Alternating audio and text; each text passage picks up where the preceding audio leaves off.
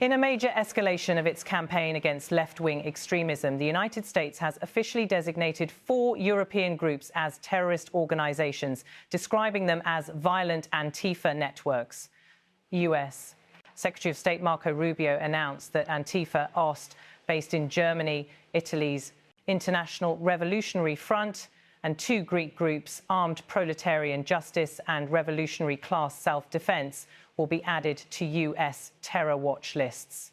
These changes, formally effective the 20th of November 2025, include both specially designated global terrorist status and designation as foreign terrorist organizations. The move marks the first time Antifa-linked groups have been classified by the US as foreign terrorist organizations. Rubio justified the designations by arguing that these organizations adopt revolutionary, anarchist or Marxist ideologies, including anti-Americanism, anti-capitalism, and anti-Christianity, using these to incite and justify violent assaults domestically and overseas. He warned that Washington will use all available tools to deny funding and resources to terrorists, while keeping an eye on other Antifa-linked groups globally. Observers suggest that this designation is politically motivated. It aligns with a broader agenda pursued by President Donald Trump, who earlier this year signed an executive order declaring Antifa a domestic terrorist organization. Analysts say the timing may also be linked to the C in terror stages. Fallout from the assassination of conservative activist Charlie Kirk, which intensified the administration's efforts to frame left-wing activism as a serious threat. Some see parallels with tactics pioneered in Hungary, where Prime Minister Viktor Orban already designated Antifa-Ost as a terrorist group, a move that may have reinforced US resolve. Tyson Barker of the Atlantic Council, speaking from Berlin, told analysts that one challenge for Washington has long been that Antifa lacks a centralized structure. Antifa is not really an entity as such. It's much more of a loose grouping of symbols and affinities without the kind of leadership or financial networks that would normally be necessary to designate an organization as a foreign terrorist organization. In his view, the US is now using the forensics of other states like Hungary, such as documented funding or activist coordination, to justify the designations.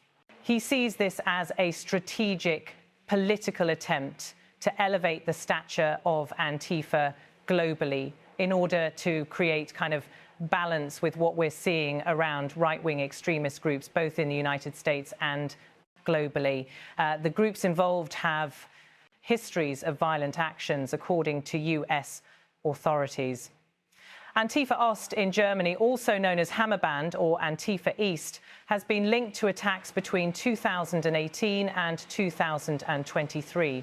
German and Hungarian prosecutors report that members struck people they perceived as far-right extremists using hammers and other tools. Italy's International Revolutionary Front, with roots dating back to the early 2000s, has been accused of letter bomb attacks and targeting political and financial figures. Greece's Armed Proletarian Justice has been linked to bomb plots, including an attempt near Athens riot police headquarters in 2023, while Revolutionary Class Self-Defense carried out attacks on infrastructure such as Labour ministry buildings and railway offices. By labelling these groups as foreign terrorists, the US gains legal leverage. Financial institutions may freeze assets, and supporting them could become a criminal offence under US law. The move has generated sharp responses in Europe. In Germany, historians and security experts warn that the designation conflates legitimate anti-fascist activism with terrorism, noting that Antifa lacks centralized command and consists of decentralized cells, raising constitutional and civil liberties concerns. The right-wing Alternative for Germany party praised the decision and called on European governments to follow suit. In Greece, government officials emphasised their opposition to all forms of terrorism, while Italy's Prime Minister's office declined to comment. Critics argue that the designation could chill broader left-wing dissent, warning that the is setting a dangerous precedent by labelling anti-fascist activism as terrorism. According to analysts like Barker, rather than launching direct operations in European countries, US authorities are more likely to intensify financial investigations, tracking funding streams, monitoring bail payments, and scrutinising individuals who support these groups. Intelligence gathering and potential prosecutorial actions are expected, though large-scale military-style operations on European soil appear unlikely. Rubio also indicated that Washington will continue monitoring and targeting other Antifa-linked organisations globally. The designation underscores a deepening polarization in how anti-fascism is viewed on the global stage. In the US, it reinforces a narrative promoted by the Trump administration that left-wing activism, particularly under the banner of Antifa, poses an existential threat to the political order. The decision also demonstrates a willingness to export this ideological fight beyond US borders. At the same time, experts warn of long-term risks. Broad terrorism classifications could blur the line between violent extremism and political protest, undermining civil liberties and stifling dissent. For European countries with memories of both far-left and far-right militancy, the move raises difficult questions about how to balance security concerns with democratic freedoms and whether foreign governments should adopt US-style designations.